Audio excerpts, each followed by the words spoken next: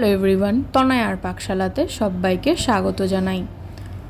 এখন কিন্তু মাঝে মাঝেই বৃষ্টির আবহাওয়া চলেই আসছে, আর সেই সময় যদি এরকম মুখরোচক কোনো রেসিপি পাওয়া যেতে পারে তাহলে তো ভালোই হয়। কিন্তু রেসিপিটি অবশ্যই ভাত দিয়ে খাওয়ার মতন অসাধারণ স্বাদের এক রেসিপি। তোমরা কিন্তু একবার ট্রাই করতেই পারো। তার জন্য চ্যানেলে সম্পূর্ণ ভিডিওটি তোমাদের দেখতে হবে। একটু ভিন্ন স্বাদের, একটু হাটকে, কিন্তু খেতে ভীষণ মজাদার। তাই আজকের রেসিপি করলা ভড়কে।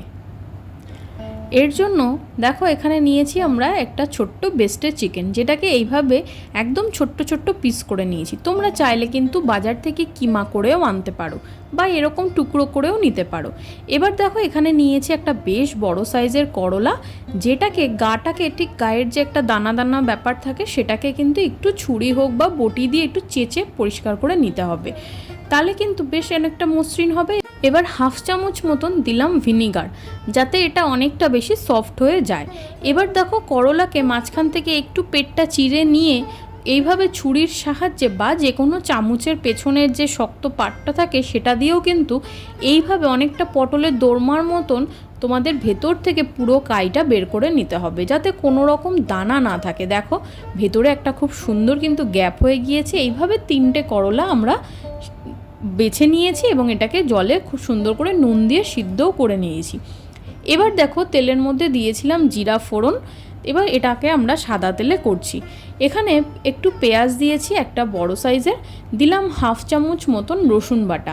এখানে কিমাটা যে পরিমাণে থাকবে সেই অনুযায়ী তোমরা দিও।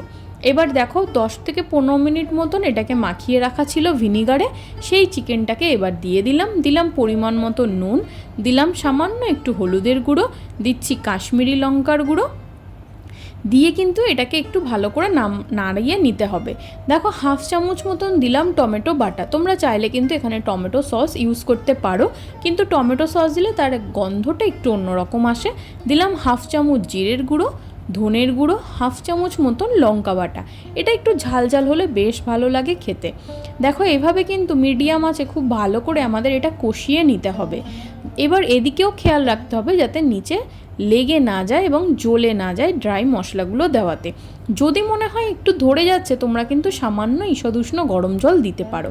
সিদ্ধ করে সাইডে রেখে দিয়েছিলাম। দেখো ভেতরের যে শাঁসটা ছিল উচ্ছের, সেখান থেকে কিন্তু আমরা পুরোটা দিয়ে দিয়েছি, শুধু দানাগুলোকে আমরা ফেলে দিয়েছি, সেটাকে আমরা ইউজ করিনি। দিলাম সামান্য একটু জল দিয়ে দেখো এটাকে খুব ভালো করে কিন্তু মা কষিয়ে নেবে। একটু যদি নুন আর হলুদ দিয়ে এইভাবে উচ্ছেটাকে সিদ্ধ করে নিতে পারো তাহলে তিতভাবটা একদম কমে যাবে। দিলাম সামান্য একটু চিনি। এবার দেবো একটু ঝাল ঝাল করার জন্য লঙ্কার গুঁড়ো, এটা তোমরা স্কিপ করতে পারো। দেবো হালকা একটু চাট মশলা, একটু টক ঝাল মিষ্টি হলে বেশ ভালো লাগবে পুরটা খেতে।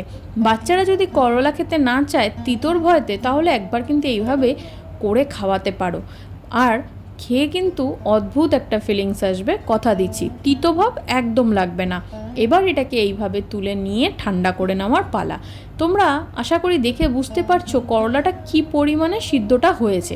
খুব বেশি কিন্তু আমরা এটাকে ওভার কুক করিনি। গায়ের যে একটা সুন্দর গ্রিনারি কালার সেটা কিন্তু রয়ে গেছে, সেটা কিন্তু ট্রান্সপারেন্ট হয়নি। যদি এটা ট্রান্সপারেন্ট হয়ে যায় তাহলে পুর ভরতে গেলে কিন্তু এটা ফেটে যাবে, যেটা একদম খেতে ভালো লাগবে না এবং তোমাদের করতে গেলেও একটু সমস্যায় পড়তে হতে পারে। কড়াইতে দিলাম পরিমাণ মতন সাদা তেল। এবার এগুলোকে আস্তে আস্তে ভেজে নেওয়ার পালা।